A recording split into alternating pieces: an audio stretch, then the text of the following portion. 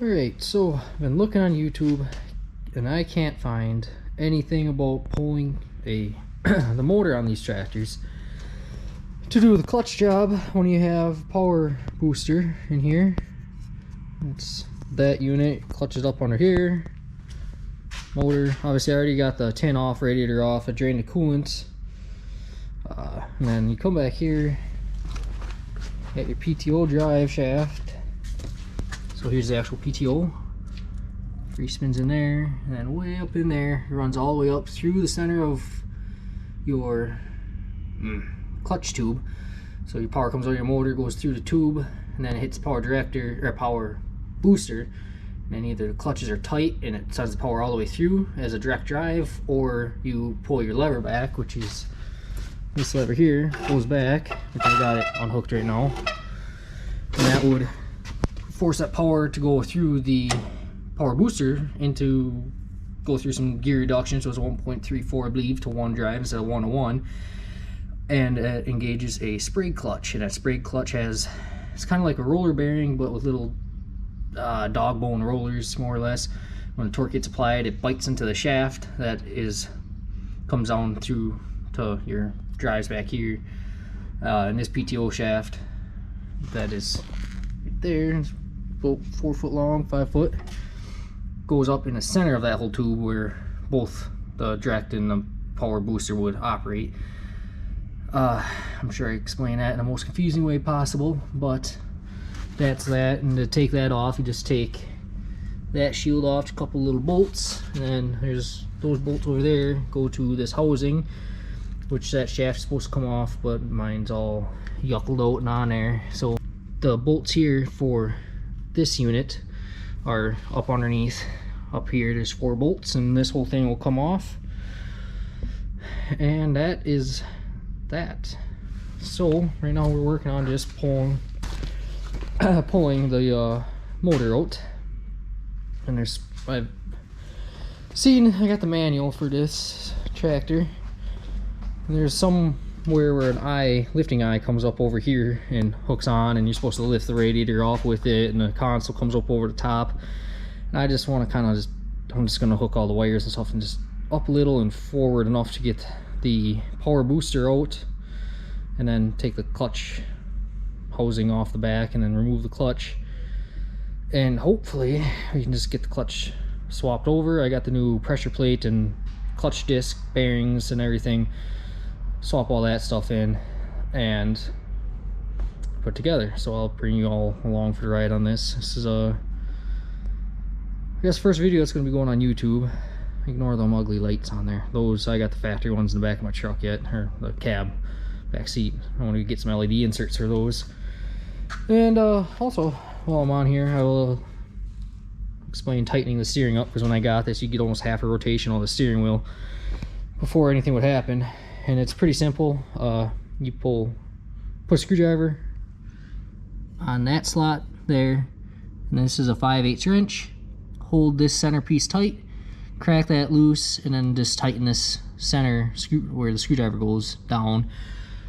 And then I just constantly was grabbing here and checking, which right now I got it pretty close. I can feel it just wiggle on the tire, and that corresponds to just that little bit of play.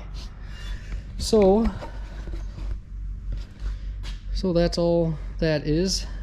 And then here, what I'm saying, I got it disconnected. I unbolted this from the housing, otherwise this would snap this little shaft forward and back and open and close these clutches. So these clutches are closed for direct drive. So the shaft comes out of the tractor, tight through here to the shaft that runs back to your transmission. When you open this up, magics happen, and the shaft comes back, and then power goes somehow through one thing to another, and then other stuff happens, and I'm not up to speed on all this yet. Myself, I would rather just delete it, but it's kind of neat to have it, I guess. It's something a little different, because this one actually works so far. I called a local dealer about a sprayed clutch for the shaft. I just figured to have it apart, put a new one in, but they said egg sights down. as of this week. So maybe next week they'll be able to get it up, and then they'll probably tell me it's like $700, and I am not going to spend that on a Sprague clutch, but I probably will. So I suppose I'm going to start pulling this old girl apart the rest of the way, and I'll try to bring you guys along and explain what I'm doing. And yeah, that'll be that.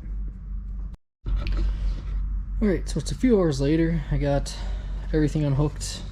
This rod is unhooked up at this linkage up here for the throttle. So that rod and the whole motor and clutch and everything will go forward. There's this one stud here, which is what I had my biggest question on, is where people are lifting these, and I guess I just pick it all up by this one stud, which I just got it politically incorrectly hooked to my cherry picker. I split this clutch part here. It says in the book to pull this part, but you got to mark on your clutch. So this half here, then I marked the center disc and this piece over here, and I put a little mark down. I don't know, I'll just mark the whole thing all the way across just to be safe, because all these pieces down here, yes, I just laid stuff out on the floor, these have shims. Let's see, but these little fins you can see are each different, so they go in the same spot. So my mark, I know, is up here, and then if you go clockwise, it's whoop, just like that. And so that's that. So I pulled all the, you know, little harnesses back and everything. Coolant's all drained out. I still have oil in it, but that's because the guy I bought it from just put fresh oil in it, but he didn't put a filter on it, so I put a filter on it. The old one weighed probably like 5 pounds. Just plugged. This harness is out. Obviously, battery disconnected because power could, I don't know, keys off, but still, you never know. So I've got the power booster clutch separated now. If this was a standard, you know, non-power booster tractor, you'd have a tube come through here where your PTO shaft would come through the middle of that tube, and then you'd have your outer tubes that go into your transmission for your forward and backwards movement.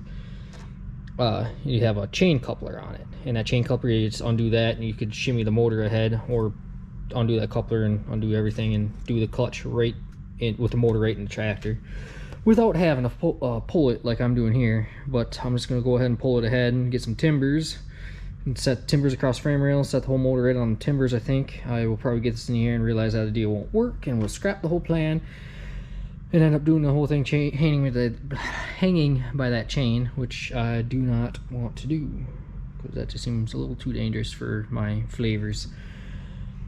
So yeah, I'm gonna go ahead and start pulling this out. So update, we got the motor out. I pulled the starter off here. In order to get this to move, so you gotta go pretty book forward, lift up slightly, forward, and then take the whole motor up and out. Well, this lift point is so far forward, the whole thing sits back. So I took a really big bar after getting slightly angry at it for not sliding forward, because the bell housing hits where the motor mounts to down here on both sides and right here. So you slid it forward tight to that. I took my big bar, popped it up underneath. You have to shimmy your power booster, the bits. So this sits in here, and you have to shimmy that up, and this whole piece will slide up, and that all slides into the back here. And just when you get it up in here, you slide this whole thing out. And this is the clutch, or the, I guess you could say clutch side of the power booster, except that's only half the clutch, and then the clutch discs are on here and the bolt to this.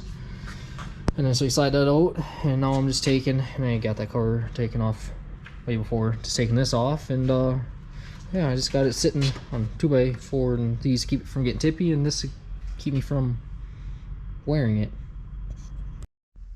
Alright, fine people, YouTubes. So I ended up pulling this all apart. I made a mistake. I screwed up. So this is the old clutch and pressure plate, or whatever that bit there is called. So this here is good. Everything. This clutch, I can get into some good light here, is still pretty well fantastic. So I'm going to hold on to this for just in case. It's got a lot of material before it gets to the rivets. So someday I'll quit making clutches for this tractor and I'll put that one back in. Hopefully many moons on the road. I figured beans I got all new bearings and everything, I just put it in anyway. So the reason why this acted like it needed a clutch, and it's my mistake for not going through the inspection cover and actually looking at your clutch discs right in here. It's hard to see, but you can see there's a left disc where these two notches are. Left disc, right disc. Little plate in between. I should have looked at that before, and I didn't. My issue was, and I got a new tube for my throwout bearing to come into the housing. The old one's broken in half. Is on the side of this housing here. They have this lever, comes down just like this. This is a washer that's pretty much, you could say, pinned or doweled, or no, recessed in, like keyed in, keyway almost, in the shaft. This washer sits into that, and the bolt that was in this only come to about this far, just a few threads in. So that over time must have wore itself out. Come loose, and this whole lever was moving just a hair on here, but that would force this throwout bearing to not come all the way to the end. Where now it's coming out past the end of that shaft in there. It's hard to see. Any better lights in this garage, I guess. But yeah, that wasn't coming all the way to the end. Apparently that was just enough to cause this tractor to not, how do you put it? You push the clutch down when you're coming up or on a hill, it would stop moving forward, but it wasn't enough to move backwards, and you could feel a shimmy in the tractor. It was like trying to bite and go, but it wasn't quite biting and going. So I got that bearing in. I got a new pilot bearing, which goes, oh my, I'll grab a light for you guys. You can kind of see it. Oh, bad light. Okay, you can kind of see that bearing right there. I will get you guys a part number on that. The clutch come from eggkits.com. They have all sorts of kits, and they came with the bearings and everything. So this here is a throwout bearing for the 770 N1167 clutch release bearing. And this here is the pilot bearing that goes into the flywheel. HT6007 clutch pilot bearing. Nothing too crazy expensive or anything, but I figured I had it apart. And then this tool here I'll put a link to, come out of Verona, Wisconsin. A little farm shop, little alignment tool, so you don't need a stub shaft. This cost me like 19 bucks. It was pretty hard to pass up. Local-ish, you know, Wisconsin, you know, got to support the local economies. So yeah, now I want to start putting this whole thing back together and see if I can't shimmy this motor back in today, and hopefully have something running tonight or tomorrow. This is, I got a mess going on here. I know this fell off the, you know, turned this into a table and it fell off. I gotta take the edge of this down so it fits in the top of my bell housing for my clutch release bearing. The old tube was broke right clean in half. So yeah, and with these bearings, pretty much depending how often you use your tractor, if it's just a putz around the yard tractor, a pump, 2 pumps a year, that's all you need. I'm going to be using this tractor pretty heavy. I'll probably do 2 pumps twice a year into the bearing, which will be through this tube, which ends up getting mounted right up in here, and that tube comes back and goes down into the bell housing into that bearing. When you put that bearing in, there's a little slot where the grease comes out of the holder for the bearing, and there's a hole, and you line that slot up and the grease goes into the bearing. And then you do not want to get too much grease in here, otherwise you can cause issues with your clutch getting grease on it and starts to slip. And some people who get carried away and like grease this every time they grease a tractor will get this whole thing down here packed full of grease, and you end up just, you tear this all back apart just to clean the grease out, and that would be a bit of a pain in the butt.